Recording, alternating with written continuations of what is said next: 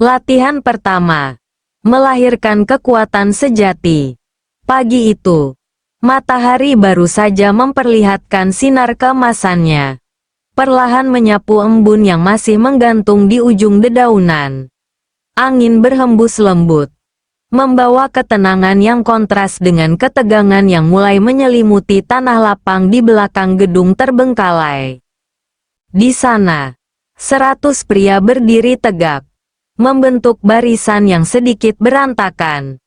Tatapan mereka masih dipenuhi kebimbangan. Sebagian dari mereka bahkan masih ragu dengan apa yang akan terjadi hari ini.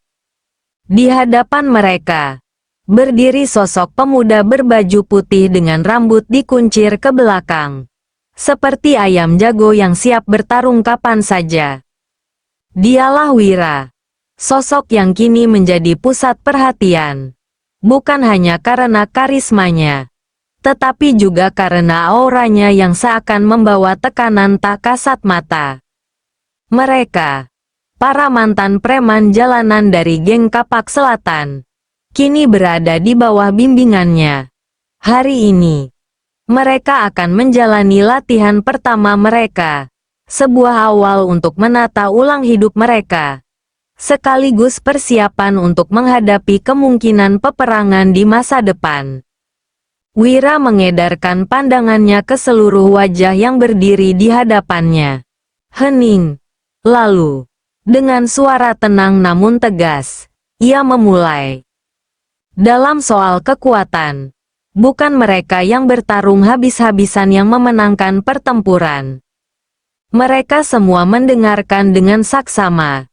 Namun, orang yang benar-benar kuat adalah mereka yang bisa menyelesaikan masalah tanpa pertumpahan darah. Beberapa orang saling berpandangan. Ada yang mengangguk pelan. Ada juga yang mengernyit, seolah belum sepenuhnya mengerti maksud dari kata-kata itu. Wira melanjutkan. Kali ini suaranya sedikit lebih dalam. Namun bukan berarti kita hanya diam saat musuh maju ke depan kita. Tatapan mereka mulai berubah. Setiap pertempuran, mereka yang selalu tenanglah yang pasti memenangkan. Perlahan, Wira melangkah ke tengah, berjalan di antara mereka, membiarkan kata-katanya meresap ke dalam benak mereka. Jaga emosi kalian.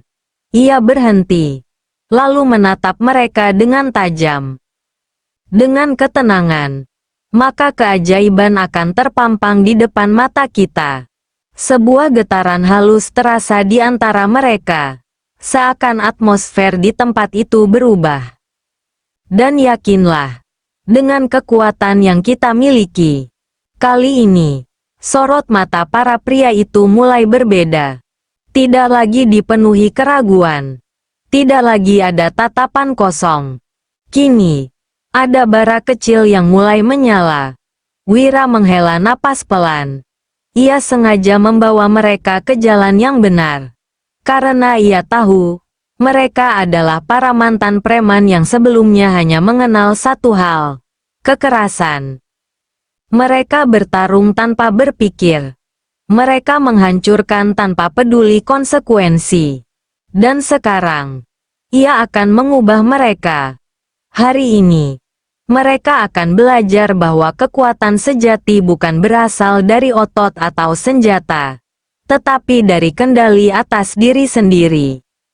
Latihan dimulai tanpa memberi aba-aba. Wira tiba-tiba mengangkat tangannya dan menepukkan kedua telapak tangannya dengan keras. Plak! Suara tepukan itu bergema di udara. Sekejap kemudian, 4 pria bertubuh kekar melesat dari balik gedung, menyerbu ke arah barisan geng Kapak Selatan tanpa peringatan. Serangan, seketika. 100 pria itu terkejut. Sebagian refleks mundur. Sebagian lagi langsung memasang kuda-kuda, tapi tanpa formasi yang jelas.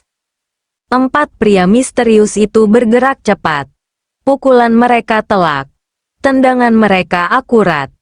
Dalam hitungan detik, lebih dari 10 anggota Kapak Selatan sudah terkapar di tanah. mengerang kesakitan.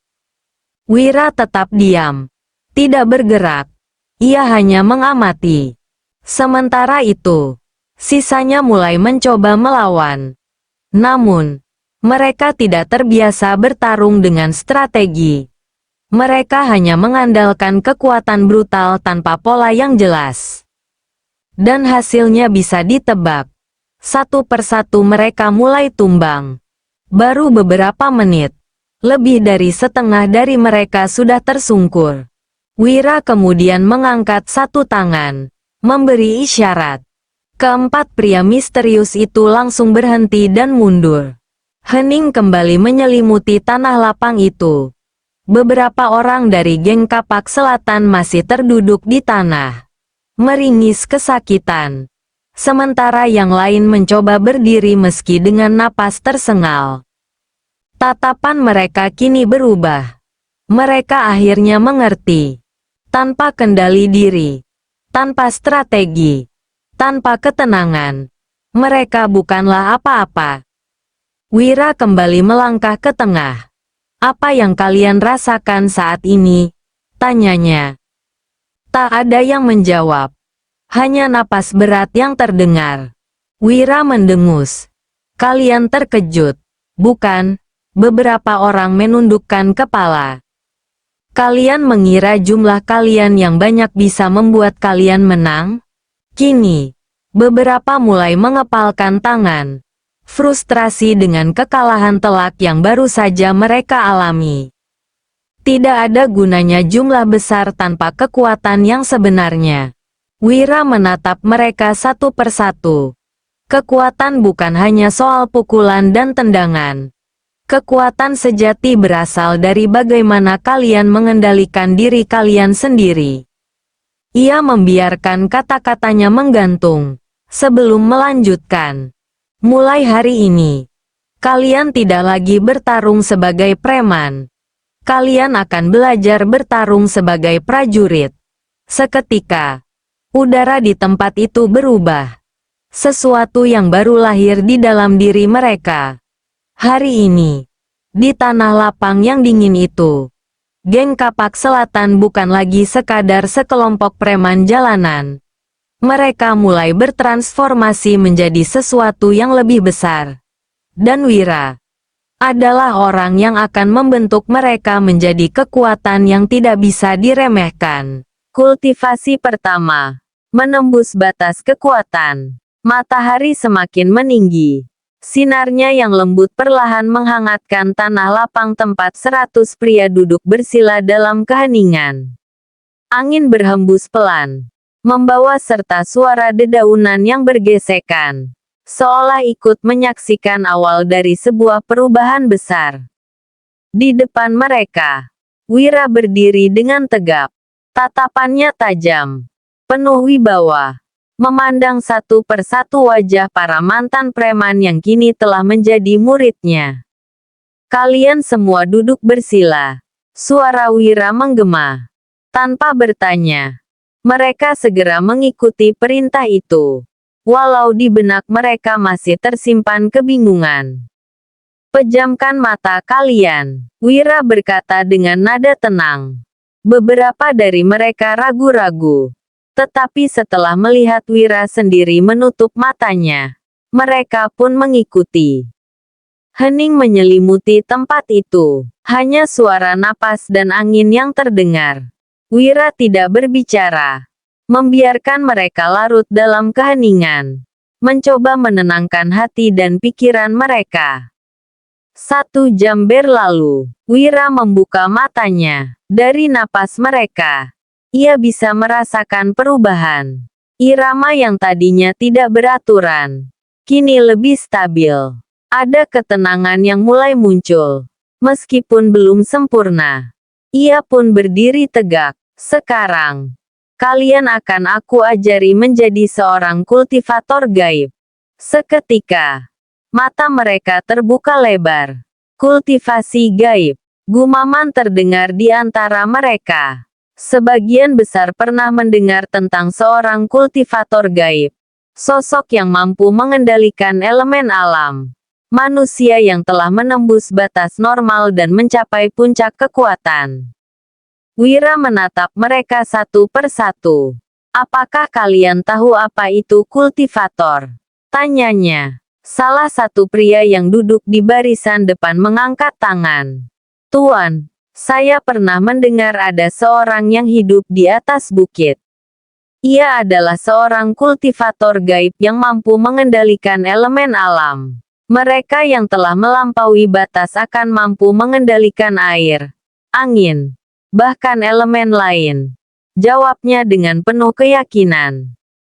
Wira tersenyum tipis, lalu perlahan membelakangi mereka. Di hadapannya, terdapat sebongkah batu besar. Lihat ini. Wira memejamkan mata. Sekejap kemudian, sesuatu yang luar biasa terjadi. Embun pagi yang menempel di dedaunan mulai bergerak. Butiran air dari segala penjuru bergetar. Lalu seakan dipanggil oleh kekuatan tak terlihat. Mereka melayang mendekati ujung jari Wira. 100 pasang mata menatap tak percaya. Air itu bersatu, membentuk sebuah tombak kecil di ujung jarinya. Lalu, dengan gerakan perlahan namun penuh kepastian, Wira mengarahkan jarinya ke bongkahan batu di depannya. Siut, duar, tombak air itu melesat seperti kilat, menghantam batu besar, dan seketika batu itu meledak menjadi abu. Tetapi pertunjukan belum selesai. Wira mengangkat satu tangannya. Seketika, angin di sekitar mulai berputar, membentuk pusaran kecil. Debu-debu yang berterbangan akibat ledakan tadi seolah hidup, berkumpul di satu titik, membentuk gundukan yang rapi. Geng Kapak Selatan melongo. Mereka terpaku. Apa yang baru saja mereka saksikan adalah sesuatu yang bahkan tidak pernah mereka bayangkan sebelumnya. Wira berbalik, menatap mereka dengan tatapan penuh ketegasan. Mulai hari ini, kalian akan berlatih untuk mencapai tahap ini. Beberapa dari mereka menelan ludah. Mereka tahu ini bukan latihan biasa. Aku tidak menunjukkan ini untuk pamer. Lanjut Wira. Aku ingin kalian melihat bahwa ada jalan lain. Ada kekuatan yang bisa kalian dapatkan tanpa harus membunuh atau merampok. Tapi, tatapan Wira semakin tajam. Ini bukan jalan yang mudah. Suasana semakin tegang. Dibutuhkan ketekunan, disiplin, dan kemauan untuk berubah. Jika kalian hanya ingin menjadi lebih kuat untuk menindas orang lain, maka lebih baik kalian pergi sekarang. Tak ada yang bergerak, tak ada yang mundur. Mereka semua tetap di tempatnya. Wira tersenyum tipis. Baik, kalau begitu, kita mulai dari dasar. Melatih meridian. Awal dari kultivasi. Wira berjalan di antara mereka, lalu duduk kembali di depan. Sekarang, pejamkan mata kalian lagi. Mereka menurut. Rasakan udara di sekitar kalian. Angin berhembus pelan. Beberapa orang mencoba memusatkan pikirannya. Meskipun tidak mudah. Bayangkan ada energi yang mengalir dari udara, masuk ke tubuh kalian. Mengalir melalui titik-titik tertentu yang disebut meridian. Beberapa dari mereka mulai merasakan sesuatu. Sensasi hangat yang samar. Aliran yang nyaris tak terlihat. Tetapi ada. Wira mengawasi mereka dengan saksama. Beberapa terlihat masih kesulitan. Ada yang mulai gelisah. Tangannya mengepal dengan frustasi. Tenang, ujar Wira. Jangan terburu-buru. Kultivasi bukan tentang kekuatan otot, tetapi tentang pengendalian pikiran. Sedikit demi sedikit, mereka mulai bisa menyesuaikan diri. Ada yang mulai merasakan energi mengalir. Ada juga yang masih kesulitan. Wira tahu, ini baru permulaan, dan perjalanan mereka masih sangat panjang. Namun, hari ini adalah langkah pertama. Sebuah awal yang akan menentukan apakah mereka akan tetap menjadi sekadar preman jalanan, atau berkembang menjadi pendekar yang benar-benar memiliki makna dalam kekuatannya. Dan di bawah bimbingan Wira, mereka akan belajar bahwa kekuatan sejati bukanlah tentang siapa yang paling keras memukul, tetapi siapa yang paling mampu mengendalikan dirinya sendiri. Di lantai 6 sebuah gedung megah, dua sosok duduk berhadapan di sebuah meja berlapis kaca, diapit oleh sofa baru yang masih tercium aroma kulitnya. Wanita itu adalah Adistia. Sementara pria berambut gondrong berhidung mancung di hadapannya adalah Windu. Hari itu, Windu datang dengan tujuan sederhana, mengenal lebih dalam sosok Adistia, istri dari Wira, sahabatnya. Selain itu, ia ingin menilai seperti apa wanita yang sebentar lagi akan memimpin perusahaan digital besar. Namun, semakin lama ia berbincang, semakin yakin bahwa Adistia memiliki potensi besar untuk membawa perusahaan itu berkembang pesat. Dalam kehangatan obrolan mereka, Adistia tiba-tiba bertanya, "Bagaimana awal pertemuanmu dengan suamiku?" Windu tersenyum kecil, lalu mulai bercerita. "Aku dan Wira memiliki satu kesamaan. Kami sama-sama anak yang terbuang." Adistia tertawa, seolah mendengar sesuatu yang ironis. "Hahaha, ternyata nasib kita sama." Windu mengerutkan dahi. "Maksud Nyonya, aku juga anak yang terbuang," jawab Adistia santai. Windu menggeleng sambil tersenyum kecil. "Kalau Nyonya lebih tepatnya bukan anak yang terbuang, tapi memilih keluar dari keluarga untuk menempuh hidup baru bersama suami." Adistia mengangkat bahu, masih dengan nada bercanda. "Yah, tapi yang aku ikuti juga anak yang terbuang, kan? Jadi masuk akal kalau aku pun anak yang terbuang." Windu hanya menghela napas. "Ah, terserah Nyonya sajalah." Namun, seketika wajah Adistia berubah serius. Tatapannya menelisik, seolah ingin menggali lebih dalam. "Lalu, bagaimana kisahmu? Kenapa kau menyebut dirimu anak yang terbuang?" Windu mengambil cangkirnya, menyesap teh hangat sebelum membuka cerita yang telah lama ia simpan. "Keluargaku adalah keluarga konglomerat. Namun, ketika ayah sakit parah, banyak asetnya diatasnamakan kepadaku. Hal ini membuat kedua kakakku tidak terima. Suatu malam, saat aku tertidur lelap, mereka membungkusku dalam karung dan melemparkanku ke jurang." Adistia tersentak, tapi Windu tetap tenang. "Namun, takdir berkehendak lain. Aku diselamatkan oleh Kakang Wira. Ia merawatku hingga aku kembali sehat seperti sedia kala. Aku tidak menyimpan dendam pada kakak-kakakku. Aku memilih untuk membangun hidupku sendiri. Sebelum aku pergi dari bukit tempat kami tinggal, Wira memberiku uang. Katanya, uang itu ia kumpulkan sedikit demi sedikit dari pemberian bibinya setiap hari. Tanpa ragu, ia menyerahkan semuanya padaku, meskipun jumlahnya tidak seberapa." Windu menatap kedua tangannya, lalu merentangkannya ke udara.